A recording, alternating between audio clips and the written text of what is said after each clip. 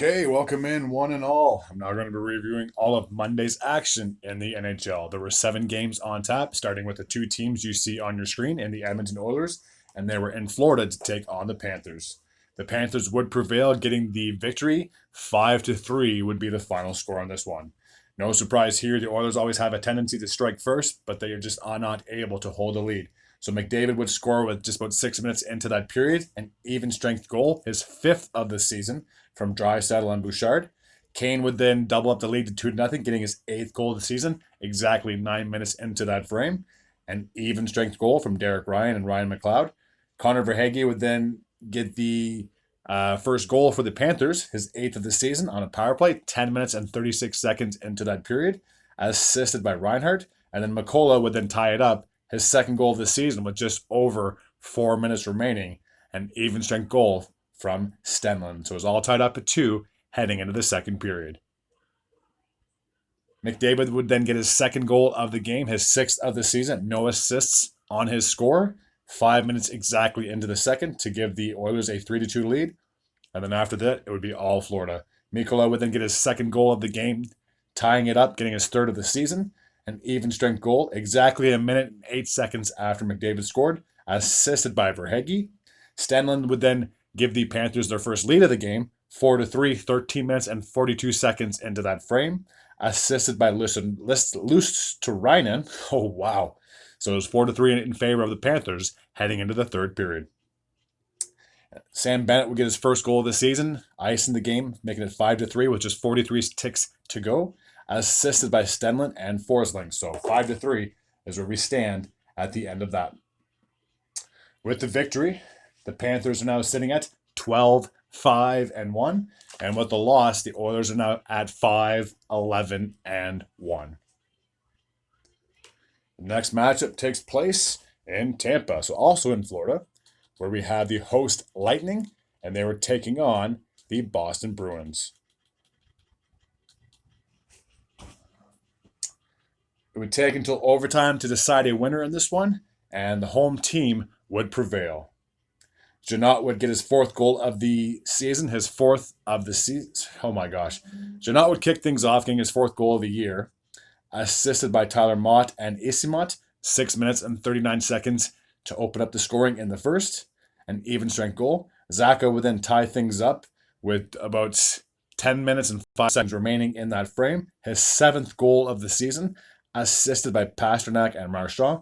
So it was all tied up at 1 after 1. Nick Paul would get the lone goal in the second period, a power play goal, his 8th of the season with 30 seconds remaining, assisted by Sergachev and Stamkos. So it was 2-1 in favor of the Lightning heading into the third period. Pasternak would tie things up 6 minutes and 26 seconds into the third period, his 12th of the season, assisted by Lohrey and McAvoy. Beecher would then give the Bruins a 3-2 lead, his 2nd goal of the year, assisted by Heinen, an even strength goal, 7 minutes and 47 seconds into that frame. Austin Watson would get his first goal as a member of the Tampa Bay Lightning, 8 minutes and 44 seconds into the third period, assisted by Cirelli and Pirabux. Charlie Coyle would then give the Bruins a 4-3 lead with just under 4 minutes to go, assisted by Riemsdyk, an even strength goal, and then Stamkos would tie things up with 5 seconds remaining. So the Bruins almost pulled this off in regulation, but 5 ticks to go. Stamkos would net the tying goal, his 7th of the season from Kucherov and Hagel. Speaking of Hagel, he'd actually get the game-winning goal 1 minute and 19 seconds into overtime, his 9th goal of the season, assisted by Hedman. So the Lightning were able to come back and get the victory. With the win, the Lightning are now sitting at 9-6-4, and despite the loss, the Bruins are still sitting pretty at the very top of that Atlantic Division at 13-1-3.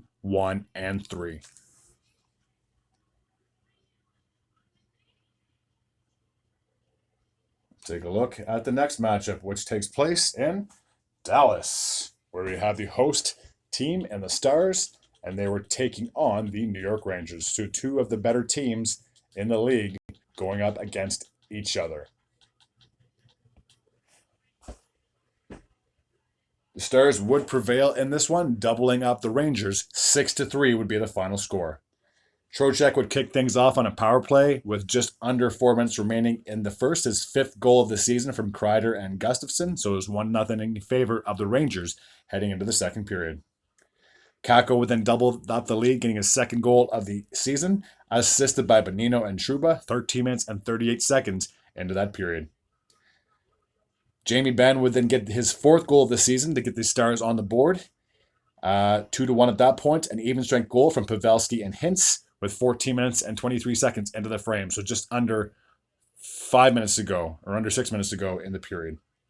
So it's 2-1 in favor of the Rangers after 2 periods. Joe Pavelski would then get his 8th goal of the year, tying things up 1 minute and 1 second into that frame, assisted by Heiskanen and Hintz. Marchment would then give the Stars a 3-2 lead, 7 minutes and 6 seconds into that period. His 4th of the season from Wyatt Johnson and Duchesne, a power play goal. Tyler Seguin would then double up the lead, 4-2, his 6th goal of the season, 1 minute and 18 seconds after Marchment scored. And speaking of Marchment, he'd actually get the assist on Seguin's goal, so 4-2 at that point. Sam Steele would get his first goal as a member of the Dallas Stars, a shorthanded goal with 3.5 minutes to go. Hintz would then get another shorthanded goal, so back-to-back shorthanded goals, his 7th of the season, assisted by Tyler Seguin, and that would happen with just under 3 minutes to go in the period. Blake Gaudreau would finally get the Rangers on the board, but it was too little too late at that point with 16 ticks to go, his first of the season, assisted by Schneider and Trouba. So with the victory, the Stars are now sitting at 12-4-1, and despite the loss, the Rangers are still have a pretty good record. 12-3-1 is where we stand at the end of this one.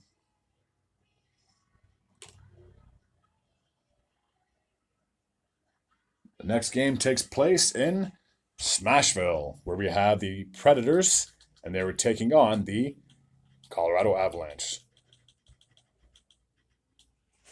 So you should see the team's logos right on the screen. I want to say this is a bit of an upset only because the Predators have been struggling for a good portion of the start of the season, but they would prevail. 4-3 would be the final in this matchup in favor of the Predators. So Cogliano would start things off, getting his 3rd goal of the season from Nichushkin and Makar, a short-handed goal with exactly 6 minutes to go in that frame. Philip Forsberg would then tie things up with 18 seconds to go, his 8th of the season from Glass and Tomasino. So it was all tied up at 1 heading into the second period. Lauzon would then get his first goal of the season for the Predators, assisted by Nyquist and Ryan O'Reilly, an even strength goal with roughly 4 minutes into that frame. Devon Toews would then get his 3rd goal of the season, tying the game up 8 minutes and 55 seconds into the period, an even strength goal from McKinnon and Makar. Nichushkin would then give the Avalanche a 3-2 lead, his 7th goal of the season, a power play marker, 13 minutes and 33 seconds into that frame, assisted by Makar and McKinnon. So it was 3-2 in favor of the Avalanche heading into the third period. Philip Forsberg would get a late tying goal, his 9th of the season with 38 seconds to go, assisted by Nyquist and Sissons. And then Trennan would then give the Predators a 4-3 lead just 16 seconds after Forsberg tied it, his 2nd goal of the season, assisted by Smith. So 4-3 is where we stand at the end of this one. So with the victory, Nashville is now 3 games below 500. They're creeping back up to the 500 mark at 7-10-0. And with the loss, the Avalanche are still 5 games above 500, sitting at 11-6-0.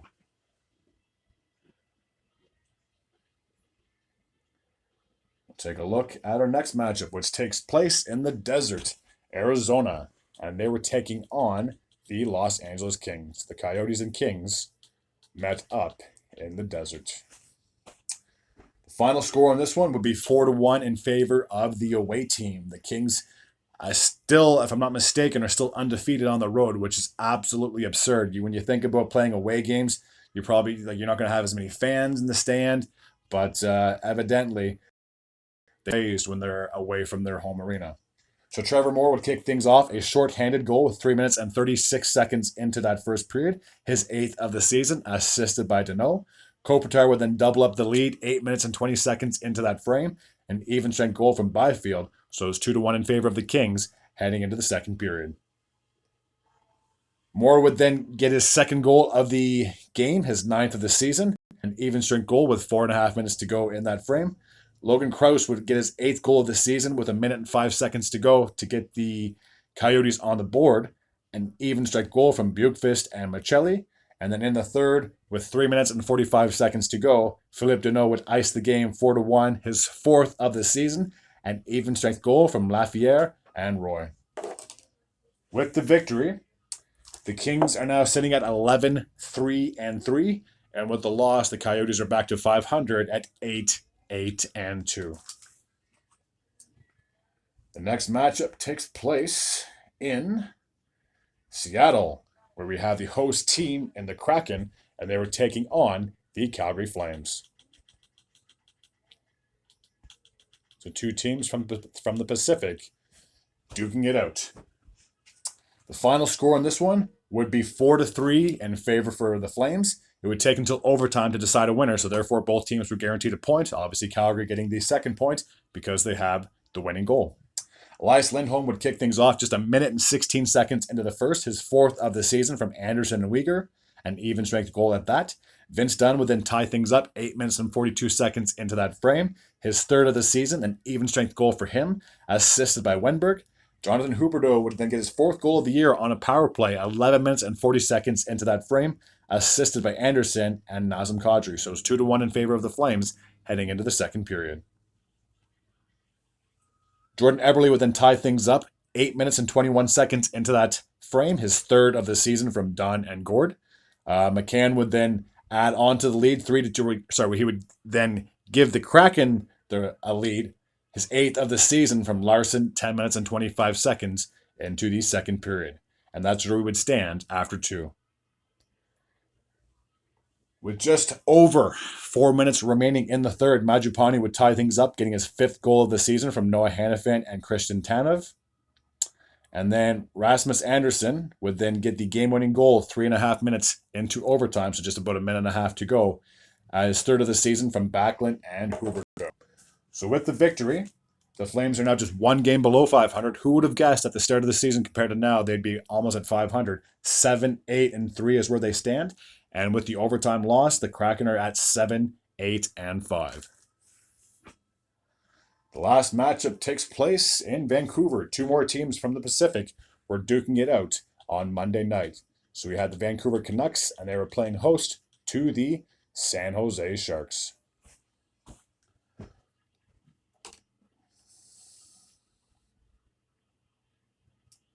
Just got to pull up the goal scoring summary. Just bear with me.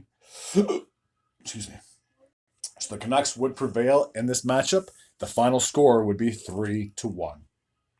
There were no goals in the first. You had to jump all the way to the second. 13 minutes and 7 seconds into that frame. Quinn Hughes, the captain, getting his 8th goal of the year, assisted by Hoglander,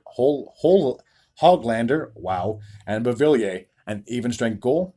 Sam Lafferty would then get his 4th goal of the season, and on a short-handed break, his 4th of the year from Bluegar, and it happened with just under a second to go. So just imagine if he didn't have that chance, it still would have been 1-0 heading into the third, and the Sharks maybe would have had a chance. But 2-0 heading into the third period.